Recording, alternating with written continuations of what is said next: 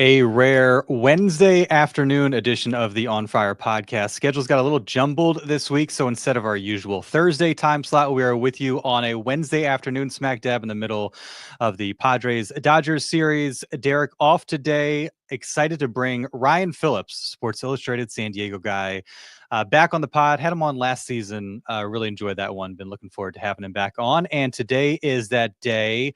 We'll discuss first couple games of Padres Dodgers a bit and maybe some of the big takeaways. But the tricky thing with doing a weekly baseball podcast is a lot happens through the course of the week. And so you're always trying to kind of guard against whatever you're talking about feeling stale like a day later, if something notable happens the next day. So kind of going big picture with this one. The idea I had, don't know if it's a good idea. We'll see how it goes.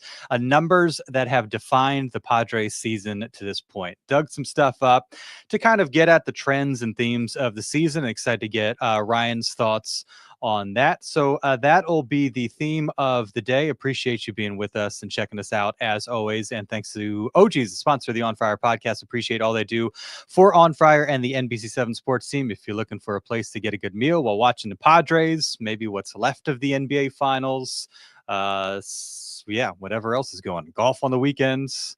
We're only a couple months from college football. That's going to be around the corner as well. OG's a great place to catch a bite, watch sports, awesome beer list, tons of specials and new menu items all the time. So hit up OG's, one of their many locations around San Diego County. So thanks to OG's. Without further ado, the walk-up music.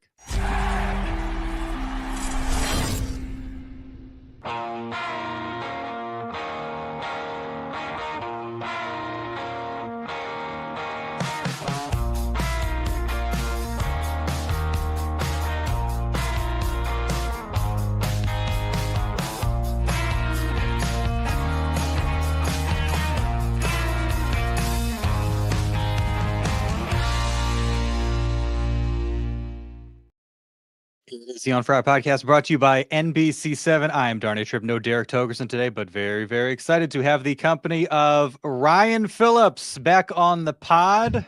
Great source. If you aren't already following Ryan at Rumors and Rants on Twitter, I believe on Blue Sky as well. There's been a bit of a migration of the Padres community over to Blue Sky. Check him out there for some good Padres insight and perhaps some Hoosier football and basketball nuggets as well. How are you, man? Pretty good. I haven't been to Petco in a while, so this is my way to get to hang out with you. So this is why I'm this. Also, very funny about the intro. I used to work at OG's. I was a bartender at OG's for way back in the day. So support for OG's. Yeah. Which OG's location were you Del at? Del Mar, right on Carmel Country Road, I think. So some free advertising. But we've done a show there, I think, at some point back in our tour to OG's days. We'll have to do another one, and we'll have to have you out there. Please do. Small world. That's funny. OG's always hooks it up. Love OG's, especially during football season. They are a big supporter of football night in San Diego, so always hooking it up and enjoy getting out there. How you been, man? How's this baseball season treating you so far? It's been good. There's a lot of interesting storylines, and I think the craziest thing about it is just how many teams are still in it. So there's a lot to write about because a lot of teams think they really have a shot this year. I mean, I think before the season, everybody felt Dodgers and Yankees repeat was not far-fetched. Garrett Cole going down was obviously a hurt the Yankees, but they have not really missed a huge beat with Max Fried dominating. So it's been a really interesting season. Cubs and Tigers have kind of surprised with how quickly they've turned things around. And then, of course, you got the NL West, where it would appear that three of the best teams in baseball, and quite frankly, the way the Diamondbacks are playing, maybe four of them all reside. So it's been fascinating, especially being out on the West Coast.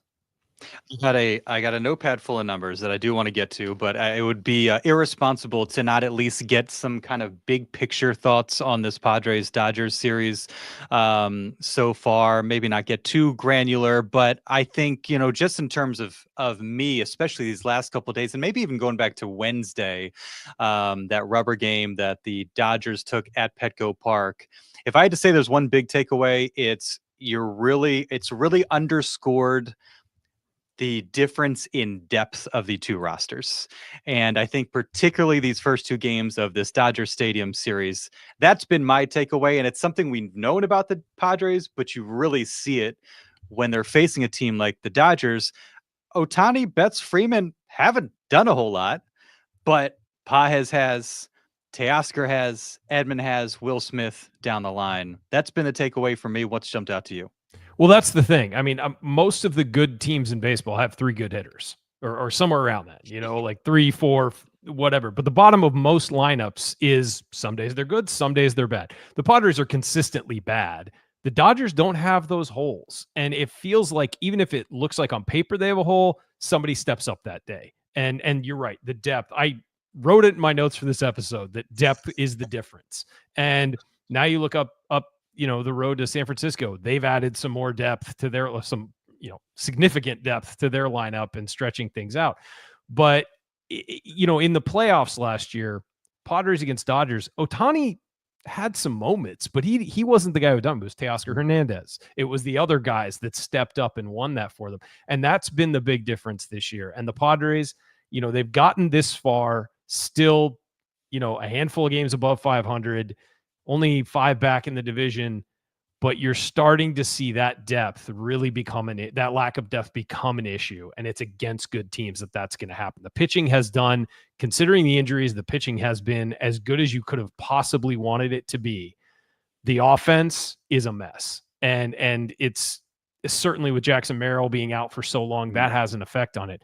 But the other guys, and I've said this on Twitter, AJ Preller did an amazing job bargain hunting last year. He got Profar, regardless of what you want to think about that. He got Profar. He got Donovan Solano. He got David Peralta.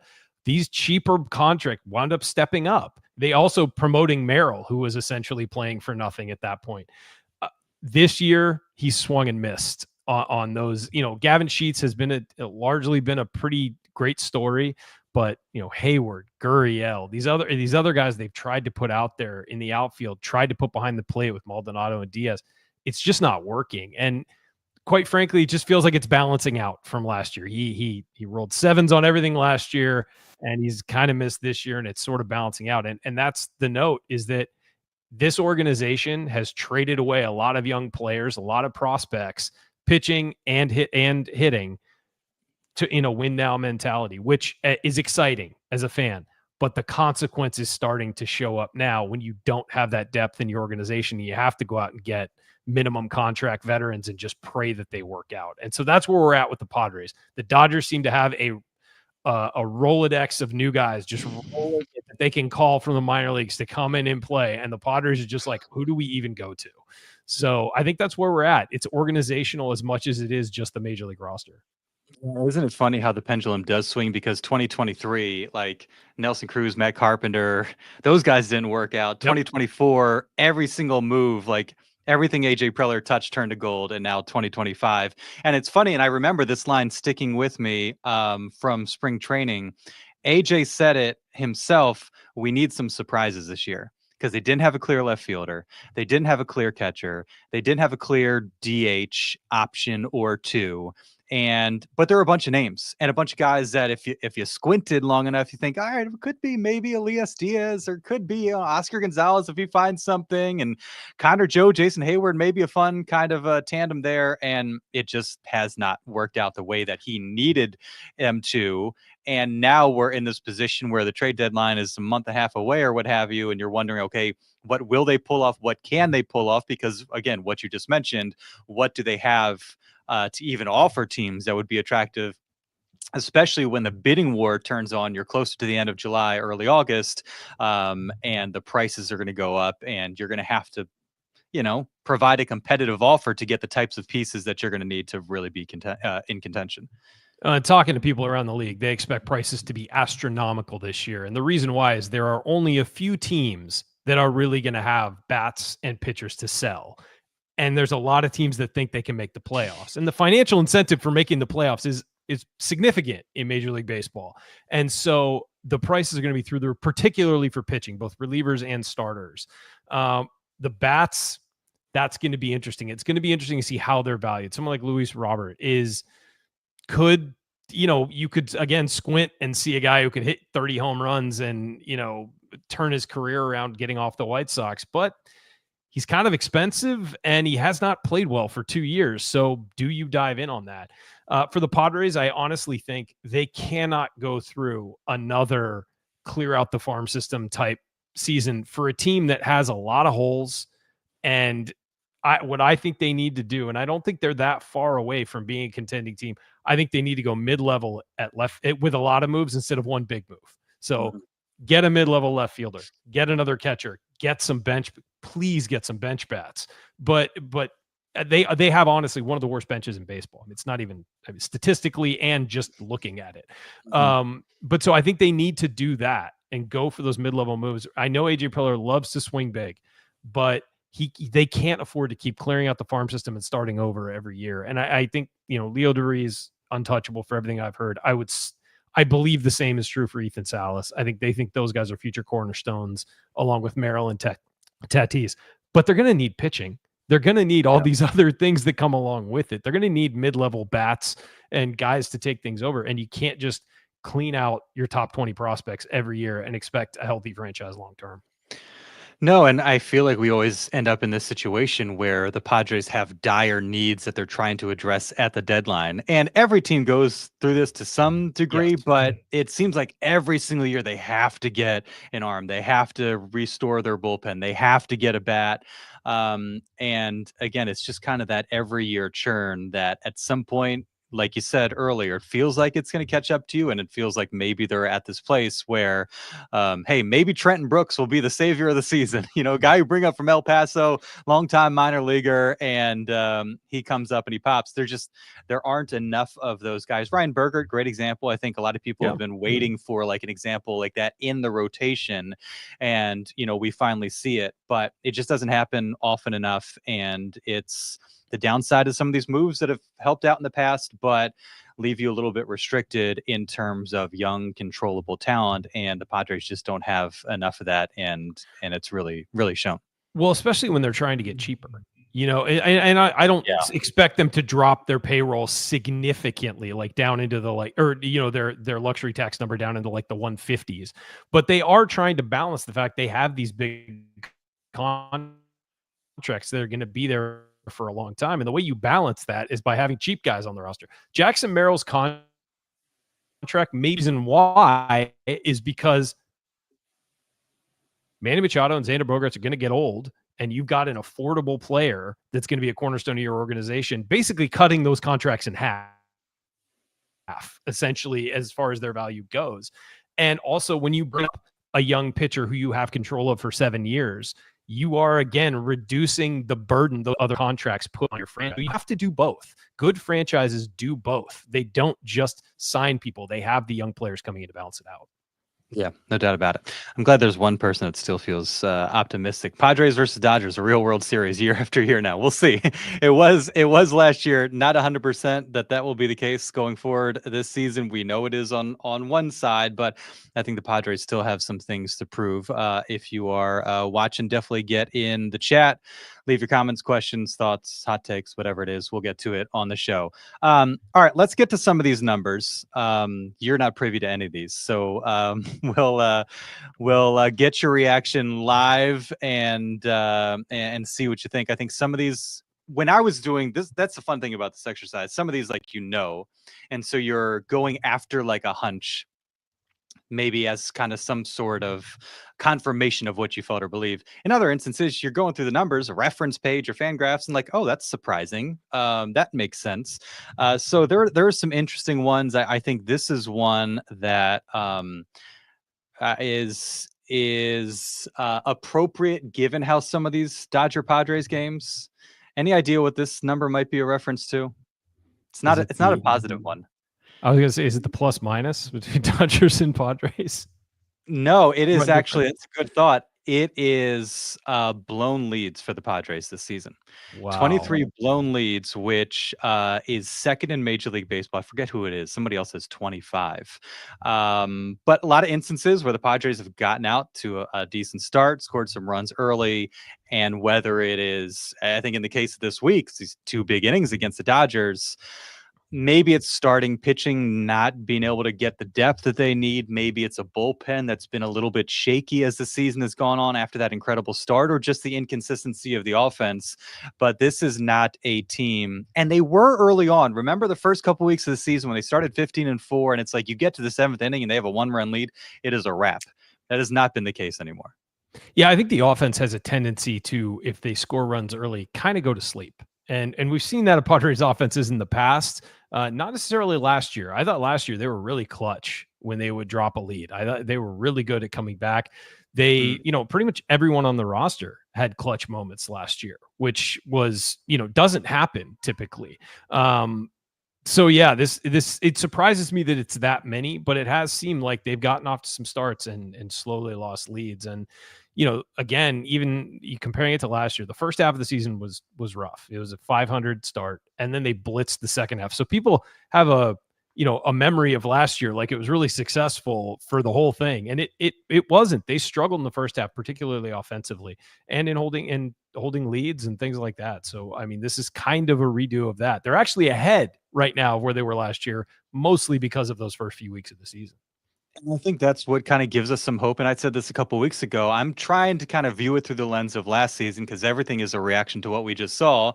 And we're reacting to a season where they were kind of spinning their wheels and all of a sudden got really hot the second half of the season, which has kind of been the MO for Mike Schill teams. So I find myself kind of giving them the benefit of the doubt and waiting for that to kind of show up. But that can also be a dangerous game to play, just to be like, hey, it's fine. We're good. Guys are going to warm up and everything's going to be okay. As we've seen in the past 2023, 2021, that doesn't necessarily always play out the way that you'd hope. It's always the odd years. It is. Oh, it's something about these odd years. They are, they have been a problem. How about this one? This is in relation to pitching, and this isn't really like we're not really scrolling Fangraphs, getting to the weeds of Baseball Savant for this. 10 is the number of combined starts this year between Joe Musgrove, obviously, Yu Darvish, and Michael King. 10 Michael King starts, essentially. We are waiting for Yu Darvish. We knew Joe Musgrove wouldn't be around. But this has been now more recently an issue and potentially an issue that could follow them as the season goes on. We're waiting for a 39-year-old pitcher to get healthy, and we've got this mysterious Michael King injury that we're dealing with, and we have no idea if this is going to be see you in a couple weeks or see you next season. Well, and on top of that, Dylan Cease, who has struggled, who at times was unhittable last year, and this year has not been the same guy. He's had moments, but at times unhittable last year. He struggled at times last year as well. I mean, it wasn't just I don't want to sugarcoat that season for him, but he had some stretches where he was unbelievable, and he has not been that. So that's 4 starters essentially that you planned for that are not around. I mean, planned for, if you're saying middle of last year, who are your top 4 starters going to be? That's it. And 3 of them have, been out, been injured, and one of them is not living up to his talent. So it has been rough. It's honestly a miracle that the pitching has been as good as it has. I think we all knew they would have a great bullpen. We thought Michael King might ascend to ace status. Thought Dylan Cease would potentially repeat what he did last year, especially in a contract year and where he's going to be hitting free agency. That has not happened. And, Michael King's injury could have been, a season ender, but they have managed to go through. I mean, Randy Vasquez, regardless of where his upside is, that guy has battled all year, and it has been their most consistent guy, shockingly. You can't hit him, apparently. I guess not. Just put it down the middle and see what happens. But yeah, and the thing is, and we were talking about the cleaning out the farm system, there's not a whole lot on the horizon either. I mean, the next starter you're really excited about are like Boston Bateman and Cash Mayfield, who are at Lake Elsinore. Other than that, there's guys that's like, Braden Nett, maybe let's see what he can do. But there isn't a whole lot of excitement waiting in the wings. Like, maybe we'll just bring this guy up early there, because he's been so good. That just doesn't exist. And so, yeah, I kudos to the guys who have been here for fighting through. But that stat is, if you told me that before the season, I couldn't believe it. I don't think you'd be able to believe this one, and this is along the lines of what you were just discussing. 3.57.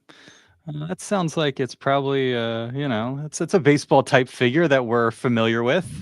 Staff ERA or starters ERA. I don't know. A certain selection of starters. If I had told you before the season you'd have a 3.57 ERA between Randy Vasquez, Ryan Bergert, and Stephen Kolek, I would have said, why is Ryan Bergert up? That's a good follow-up question. Yeah. Those guys have pitched beyond their level, or not necessarily their level, but beyond where they were expected to. And I have a feeling eventually we're going to see Matt Waldron or someone like that joining them pretty soon. Yeah. And that's been, I think, the encouraging thing is, unlike the lineup where you're like, all right, who in the world is going to help this team? You knew you had Vasquez. You knew Kolek was around. Ryan Bergert at some point. Matt Waldron was really good for stretches last year, and so you're like, okay, there's bodies. I think we can throw in. There's guys that can eat innings. You just don't know how reliable they'll be, especially if you're in a race, especially once you get to October. But just in terms of helping you navigate the season, I think we knew like there'd be guys that can fill some of those innings. As we've seen, they're having to do a little bit more than maybe we expected. Kyle Hart, hasn't really worked out the way that they had hoped. But they've I mean, gotten Nick Pivetta has been phenomenal. I mean, quite frankly, and that's been huge for them as well. Yeah. More pitching, 4, 6, 7. Not about the starters, but about the bullpen. And this is their ERA, not including Tuesday. So it might be a little worse now. Bullpen ERA since May 6th. And May 6th, I believe, was that game where they gave up like 10 runs against the Yankees. So there seemed to be like a clear moment where all of a sudden, like lights out bullpen, locking it down late innings to okay. They still have some moments, some stretches where they look really good, but then Robert Suarez blows a lead in Arizona in phenomenal and like incredible fashion. Jeremiah Estrada's had some tough moments against his, childhood favorite team. Everybody's struggled at points, and one of the big sources of enthusiasm, excitement, optimism, not quite as rock solid the last month and a half. Yeah, and with bullpens, bullpen guys, they all struggle during the season at some point. It just feels like the Padres are collectively on the same page with their bullpen at all times, whether good or bad. And it's really because if one guy's struggling and everybody else can make up for it, you're fine. If two guys are struggling and three guys can make up, and so if you can alternate like that, but it just feels like it's a team mentality. You mentioned, the bullpen since that date.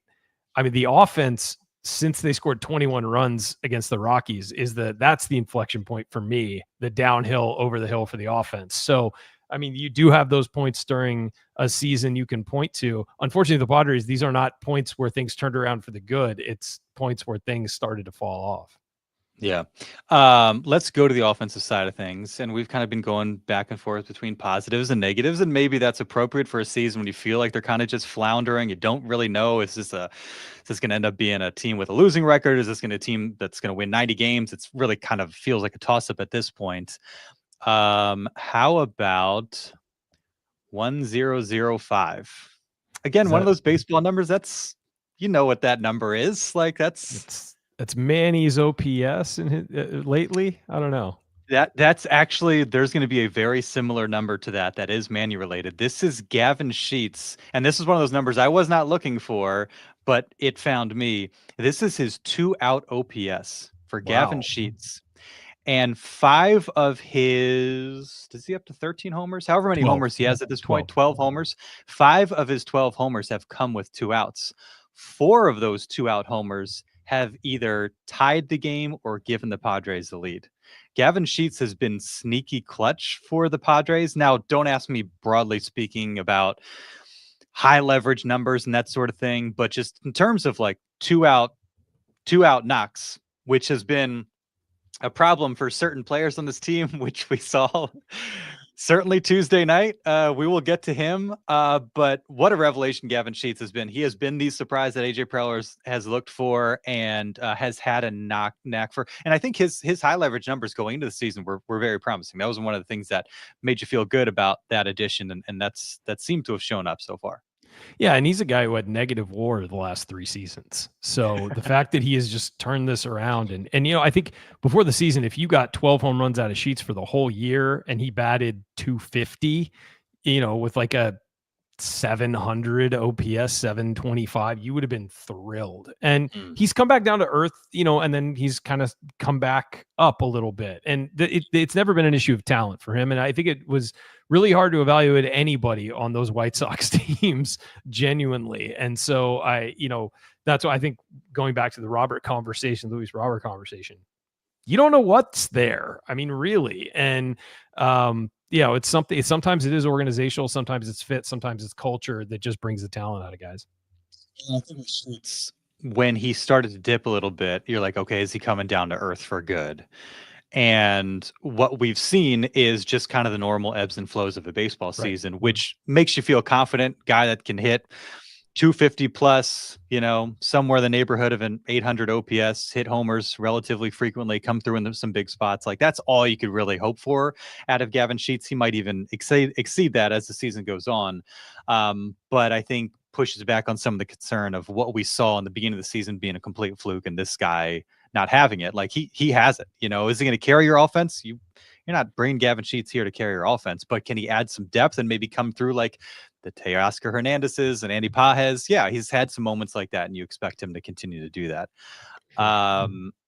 On the topic of slug, and now going to the negative side of things, this is a very random number, and you will never guess this. Nope. But this is Jackson Merrill home runs since April 6th. And I was initially going with just kind of total games played. We know the hamstring injury took him longer. Now he's dealing with the concussion. But part of the overall trend, and a concerning one with this team, of just lack of slug. I think he had 3 homers the first week and a half of the season. Incredible start. And even when he came back, he was doing some good things. But similar sort of to Tatis, for whatever reason, the power has just not been there lately. And that's been an issue. Yeah, and I think with Merrill, you kind of expected him to come back down to earth a little this season. Almost every guy in their second year, if they had a successful rookie season, struggles at some point. And it's the league figures you out, starts attacking you, you make the adjustment, and then it's off to the races.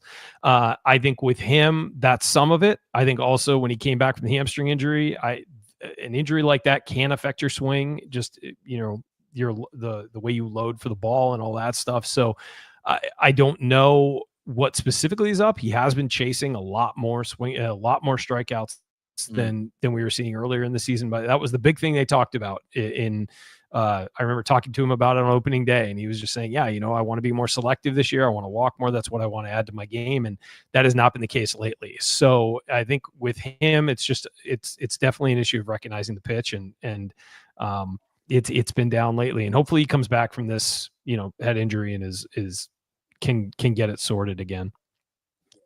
Because as you saw, just such a massive, and last year, so much bigger a part of the team than you expected him, or maybe even wanted him to be.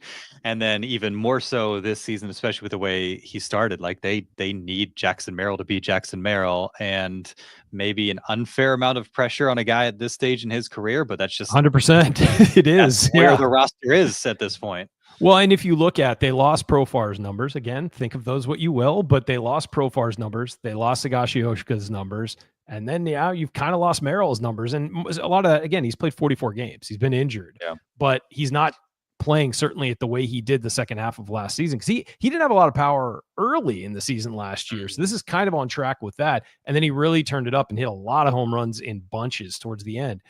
But, you lose Merrill's production, you lose Profar's production, you lose Higashioka's production. You've got to make that up somewhere, because this is a top 10 offense last year. It wasn't number 1. They didn't have a lot of leeway to just take a huge drop. And so I think that's a big part of what's going on here is you have just lost pieces that produced, and you have not made up those numbers.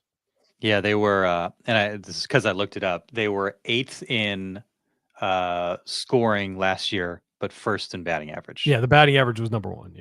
Yeah. Thank goodness they have this guy. You already took a stab. Manny. That's Manny being Manny. That is Manny being Manny against lefties. That is OPS against lefties this year. He's a righty, makes sense. But then you look at Fernando Tatis Jr.'s numbers and Xander Bogaerts' numbers, righties who struggle to hit lefties. As a team, do you want to take a stab at the Padres' OPS against lefties? No, I don't, but it's a horror show, I would imagine. It's low, but maybe not as low as you might guess. It's 647. It's not good. Still not great. Yeah. But that's 647, including Manny. I'd be curious what it is outside of Manny, because he's given you this number. There are a few different Manny numbers that I have written down. The first one I saw was 375. That's he's got his highest on base of his career this season. Yeah. 375. Also 961 his OPS away from Petco Park. Padres as a team 678 OPS in away games. So both against lefties, they struggle against lefties. Thank goodness for Manny. Both on the road, they've struggled on the road. Thank goodness for Manny. On top of his on base and just everything he's done, being kind of maybe not quite at 2022 level, but pretty stinking close at a time where they have desperately needed it. Well, and yeah, he's carrying the offense. I mean, it feels like he's carrying the offense, and it feels like he's the only one performing consistently as well, which is, and you could say to a lesser degree, Sheets has been, but this is a guy who, I think also if he finished today, it would be his highest batting average ever. Not the batting average is really, run numbers are actually down a little, but he's doing everything you need a player in his position who's making his gun to do. You're sorry. You broke up there for a second. Was there a delay? It was glitchy for a second there. But it looks like you're good now. Okay. Yeah, I have no idea. This team would be completely lost without him. And, early in the season, like Xander was doing some things. Tatis, obviously great start. Like they were so balanced and they didn't have to be so reliant on Manny. And Manny seems like, it's something I've thought a lot about after 2023, then 2024. Like 2023 was like the stars will get their numbers season. Didn't happen. Soto didn't get his regular numbers. Tatis didn't get his regular numbers. Manny didn't get his regular numbers. Xander didn't get his regular numbers.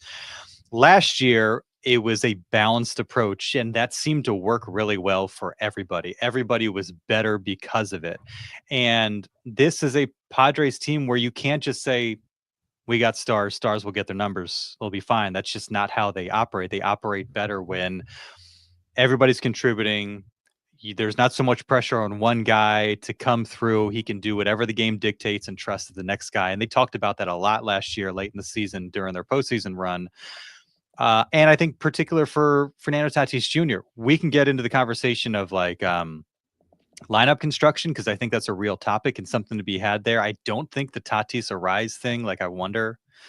I would love to see Tatis and Manny in some order go back to back. And I think that would help Tatis more than it would help Manny. I think Manny, you seem to throw him out there wherever and he's going to get his Manny type numbers. Tatis, he seems a bit more dependent. Obviously in the leadoff spot, you're coming after the 8-9 guys, so the table might not be set for you. But then having a rise behind him, it seems like the last few weeks, like maybe Tatis is, I don't want to say he has appeared annoyed at times. But having Arise, that profile hitter behind him, just takes some of the juice out of it. Whereas if you have Tatis and Manny, good luck to whatever pitcher has to deal with that, especially when you consider the splits. Tatis is going to hammer righties. Manny's going to hammer everybody, but he's going to hammer lefties, whereas Tatis might not be as potent. So if you get into a late game and you're having to kind of plan for that, relievers, it might be trickier to kind of strategize in that respect. So I think there's a variety of reasons to kind of do some moving around. But to Manny's credit, he seems like he has been that steady heartbeat. Regardless of the circumstances, he's delivered. Yeah, for sure. And I think that, Tatis likes leading off, and his numbers coming into the season leading off were very good. But I agree with the way this season's going, the way Arise is off his game. You also protect Arise by putting a hitter like Tatis behind him, I think, and having back-to-back really good hitters behind him. You have to throw him strikes. So I think that's probably the way that this goes. If this offense doesn't turn it around, they switch it up. Yeah. Schilt has seemed a little stubborn in that respect. He's been asked about it, and obviously they've stuck through it with some or kind of riding out some slumps. So it feels like, okay, you guys are finally coming around to it, but we'll see if that ever actually ends up being the case. It's also hard to figure out exactly what you would do at this stage without Jackson Merrill. I've tried to toy around some lineup combinations in my head, and it's hard with the current group of guys that they have. Who do you hit lead off? It's easier to run into a situation where you have a bunch of lefties stacked up with one another if you move Arise down. So it's not, I don't know if there's a real obvious kind of path to take there. You mentioned, you have something there, you had a little smirk. Oh, I was just going to say, it goes back to lineup depth. It just does when you have guys who can hit up and down the lineup. I mean, you don't even need, if you have 7 guys who are competent hitters consistently, it changes the dynamic for you. When you got 4 or 5 who just consistently aren't doing much for you, it really ruins any chance you have of combating the opponent setting you up for failure with the way they throw relievers out there, with, how the starting pitching works, all of that. Latest idea is Jake Cronenworth in the leadoff spot, second on the team and on base, and pretty even in terms of his splits. I think I might be wrong about that, or at least against righties. Yeah, I could see that. I mean, I do think that having a monolithic setup where it's always the same lineup is silly.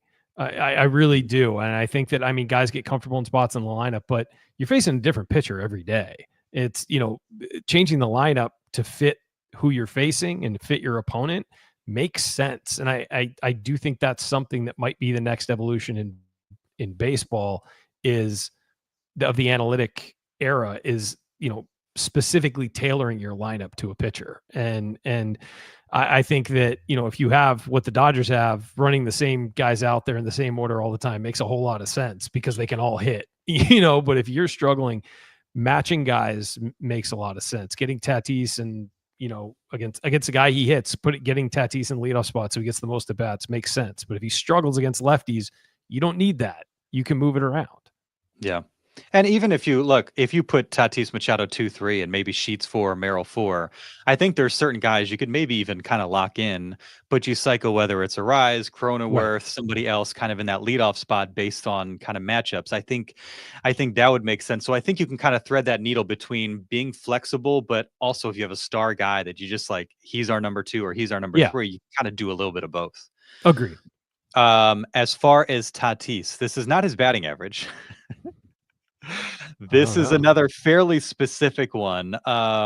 This is his slug since May 2nd. So along the lines of Jackson Merrill and the lack of power of late. And this also coincides. You remember what happened in Pittsburgh, that Friday night game? He took one on the wrist or in the forearm. And there's like an exact line of demarcation, MVP level of Tatis to worst slump, worst month of his career, Tatis. And I think Kevin Acee asked him about it, and I want to say Fernando kind of shrugged it off like, no, that's not it. I don't think I'm making that up. But for whatever reason, he's just not been that same guy. It seems like he's ditched the leg kick, whatever experimental thing he was working on. He's gotten a little bit more consistent, I think, with his stride and his approach from that standpoint, which I think is encouraging. He's perked up, certainly since that Arizona series, so that's good.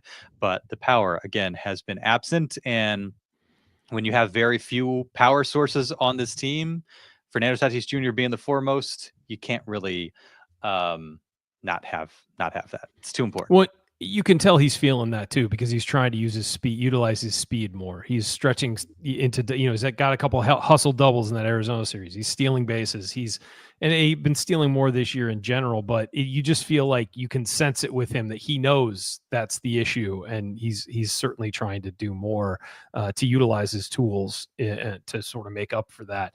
I agree with that. I think that, with the leg kick and all that, like we've seen him tinker with his swing. He, minor things here and there throughout seasons before, but that was a pretty significant change. And it does look like he's gone back to that toe tap, the calmer one. Yeah. There's a couple here that are along the same lines. Negative 1.2. What might that look like in the baseball world, Ryan? War of their left fielders? Is that right? Close. That would be the other number I had, negative 1.7. That is left fielder war. And this 1.2 is very much in line with kind of the broader topic of this episode, is the lack of depth. And this is war for their pinch hitters so far this season. Doesn't surprise me at all. I think they're left. Yeah, no, I think the left fielder is the only team that's worse is the Pirates, I think, in left field. And last I checked, it could change. But yeah, they have no bench. I mean, you look at guys like Lockridge and Wade, and you really like them and you want them to be successful. They're hustle guys. They work hard, all that stuff. It's just not happening consistently enough. And Wade has certainly been better than some of the other guys, but it's an empty bench and there's really no help there. And so you have to figure something out. Even if they honestly, if they just added bench bats, I'd be satisfied with it at the deadline. Just yeah. If Hayward's coming back, if he can give you defense, veteran leadership, and occasional at bat, but you are restoring the bench behind him, DH, all that, more options. I think I'd be okay with that. We don't have to spend too much time on this one. This is again kind of about the lack of slug with this team, but this is the lowest hard hit rate in Major League Baseball. It belongs to the season.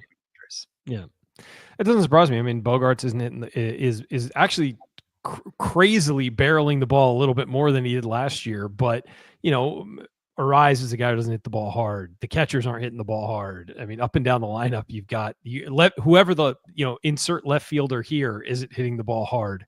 So it's really not surprising. I think it's probably fitting to finish with the guy that you just mentioned, Xander Bogaerts, who I want success for Xander Bogaerts. There are guys where, and I think and maybe we're starting to test this theory. I think the fan base was legitimately sick of Eric Hosmer. And maybe there are some things that were said to Kevin AC that maybe showed a lack of kind of accountability or understanding of his struggles or lack of willingness to kind of even acknowledge that. There are certain things I really liked about Eric Hosmer. He's great for the most part to talk to in the clubhouse. I never had any bad interactions with him. He was always a guy who'd come to give it to you straight. And so he was good from that standpoint, but just wasn't performing, but seemed to really have a tough time kind of. I think he's done it now in retirement. Xander Bogaerts, like, he wears it. He understands it. Like, I think it's pretty evident that, like, he feels it and it's frustrating, but that doesn't take away from the fact that he makes $25 million and has given you below replacement level production, maybe beyond his first season, but his first season was really like the first month and last month, and everything in the middle was not very good. Yeah, that was the wrist and everything like that. Yeah, after he got plunked by Strider. Yeah. Who knows if that's still the excuse or the shoulder now. I have a few different numbers. This one just seems fitting based on how things went last night. This is Xander Bogaerts' batting average in innings 7 through 9. Wow. I would not have gone there, but yeah, and with Bogaerts, I think that he's a longtime veteran, so this shouldn't bother him, but it's definitely in his head at this point. I mean, there's no question it is. He knows he's not living up to that contract. If he had a $5 million contract, I think it would be much easier for him to bounce back. But I think that this is a guy who it was the contract, obviously you can say that now, and hopefully he turns around, proves me wrong, but it was a gross miscalculation at the time if you looked inside his peripheral numbers. And I think you could say that about Hosmer's deal too. But this was a franchise that was desperate to sign another bat after the way, that season went, and the way it ended, I would say, with being so close to getting to the World Series. They went overboard for a bat. They went after Judge, they went after Turner, and they went after Bogaerts, just checked them off in a row. And I think there were a series of moves made from July through that winter that this franchise will look back on, and maybe already is starting to look back on and think that was a mistake. And I think going after Soto, everybody can argue about this. You always go for Juan Soto, whatever. The trade they did for Soto was a mistake. I've said it many times. I said it at the time. I didn't think they were one player away from World Series. And then the move that compounded it was going after Bogaerts. And I really think with Xander Bogaerts, this is going to be something where he needs to be willing to strip everything down to the studs and start over, because he clearly knows how to play baseball. We have a long track record of him knowing how to play baseball. Whatever's going on now is just, not that. And so I do think this needs to be an offseason where they just strip everything down and start over, and with his swing, and hopefully find something where he can be a pretty useful major league player. His defense has not been bad this season. It's been all on the offensive side. I mean, his OPS is sitting at 615 right now. That's it's not good enough. It's just not. I mean, that's a number 9 hitter. Yeah, Chris De La Cruz. Xander somehow has a higher WAR, and because this was a conversation I saw, I think, on Twitter yesterday. Higher WAR than Hosmer had in his first 3 seasons, but average and all other numbers seem the same. And isn't that funny? Because Hosmer came here as a defensive guy, Gold Glove winner, and Xander Bogaerts came here as like, well, some questions about his defense, but he'll make up for it with his bat. Well, Hosmer's Gold Gloves and Juan Soto being nominated for a Gold Glove when he played here have made me realize that those do not matter whatsoever. But isn't that interesting? I mean, the revisionist history. I mean, it's just a gut punch that you go from the Hosmer contract and being so close to shedding it to now lassoing yourself with so much worse of a contract. And I can understand the overpay for Eric Hosmer at the time because these weren't the modern era San Diego Padres. That was the beginning of them becoming these San Diego Padres. There was nothing, the vibes around the team, the excitement, the success did not exist. And so they had to bring in a player that could start that, kind of lay the foundation. Eric Hosmer, like every team's got to have that first big contract to say, hey, we're going for it. We're going to be a winning franchise. And we're starting to prove it by, with this sort of financial investment. And so you're going to overpay for those guys. They didn't need to overpay for Xander Bogaerts. And maybe they hadn't learned the lesson that they learned in 2023 and 2024 yet, that it's not about star power. It's about having a cohesive roster that makes sense where everybody's contributing.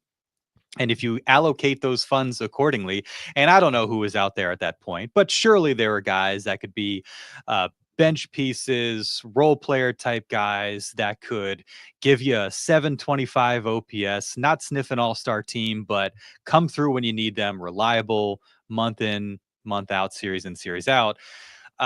They went the other direction. And I think we'd all be confident that if you could go back in time, they would make some different decisions. You can't do that now. And I just don't, you hear people speculating about, can you trade him? I don't even know what that, I think during the offseason, I was thinking, if I don't even need anything in return, because what you're getting back in return is the most important thing of all. That is financial flexibility. Yeah. And that is something that they are in dire need of. What you're getting from him is replacement level. So you replace that with somebody on a replacement level deal. I don't know if there's a prospect package. I don't know if there's anything that works at this point because that deal is so terrible. And you're looking at a player with another number I had written down, 79, which is the lowest WRC plus of Xander Bogaerts' career. Yeah. And, I think you've made so many good points there about just finding a replacement level player to do this for a cheap contract is way more valuable. The knock-on effects of that deal are that he's his age, Manny's his age. You feel like you got to win now. And so you're willing to give up portions of the future to try and win now because you don't know how bad this is going to get. This could be the preview of the next, 7 years or whatever it is. And so I do think there's a knock-on effect of going for it with that contract is then you're all in all the time and you're not developing guys who could come up and make Xander Bogaerts a bench piece, a very expensive bench piece. And you don't have that right now in your system because you've gotten rid of them all. And so I just think that it's exciting as a franchise when you go all in, but it's, the franchise itself, the people in charge have to also not only be the ones driving the bus, but also knowing when to hit the brakes a little bit. And that's sort of the lesson they have to have learned from all of this is, and I understand there are extenuating circumstances about Peter Seidler and where he was in his life and all of those things and just wanting to get that championship. I understand that. So it's forgivable, but moving forward, it needs to be a more tempered, they need to really consider these moves deeply before they make them. And that's the two you mentioned, Hosmer and Bogaerts both seem, like a lot. Yeah, I know I need to get you out here. Are you good on time for a couple minutes? Yeah, sure. Okay, all right. I'm just making sure. If not, I can get you out. But the Xander Bogaerts conversation, just wanted to see him try something completely different. It made me think of this guy I met who has played golf. When I saw him a couple weeks ago, 1,661 out of 1,861 out of 1,874 days. Golfed pretty much every single day since the pandemic. So like, how do you do it? How do you stay interested? He's like, I just try something new every day. And that's what keeps me excited. That's what makes me want to go out to the course, because I want to try something. I don't care about my score. I just want to see how it goes. I want that for Xander Bogaerts. I want him to just try stuff, because what's the difference at this point? Get weird, get creative, change your approach, and maybe that sparks some excitement and some joy back, because you're less worried about the numbers and why isn't this thing that's always worked working anymore? Try a different thing, get creative, get weird, and see if we can figure something out, and do it through the course of the season, because we can't afford to wait until next year. I get what you're saying about, overhaul during the offseason. Go ahead and overhaul it now, because what's the difference at this point? Yeah, it can't be worse than it is right now. It really can. And I think last night was rock bottom of that game against the Dodgers was rock bottom for his tenure with the Padres. Let's just get to one comment before we go. 619 Cam, encouraged about most of the cornerstone players and concerned about the free agents and surrounding pieces. Arise Cease Iglesias. Can the Padres be sellers if they are 8 to 10 games behind first? I will send you out with that question. What do you think? Because now we are in full on Padres Twitter trade deadline mode. So it seems like an appropriate place to wrap up. What's your outlook as the deadline approaches, and how things could maybe change if this slide they're on continues? Yeah, I think if they're in range of a playoff spot, they're going to continue to pursue the playoffs, and I think that's a financial thing. You make the playoffs, you get a lot more money, especially if you get a home game, get some home games. So I think that's probably the situation, that if they're close, they're going to continue to go. I don't think they should go all in. I think this roster has too many flaws to go all in, but go get some pieces, see what happens. You might catch fire like they did last year. But I think as far as like Cease and King go, they would love to have King back. I think from everything I've heard, I think both of them will get qualifying offers and the Padres will take the draft compensation. I don't think they're going to try and move them at the deadline. Yeah. Ryan, I threw a bunch of random numbers at you and you crushed it. Great work, dude. Let's temper expectations for anybody who's hearing this now and has to go back and listen. Glad we did this. Great having you on again, and look forward to hopefully seeing you at Petco Park again one of these days. Yep. Happy to be on anytime, Darnay.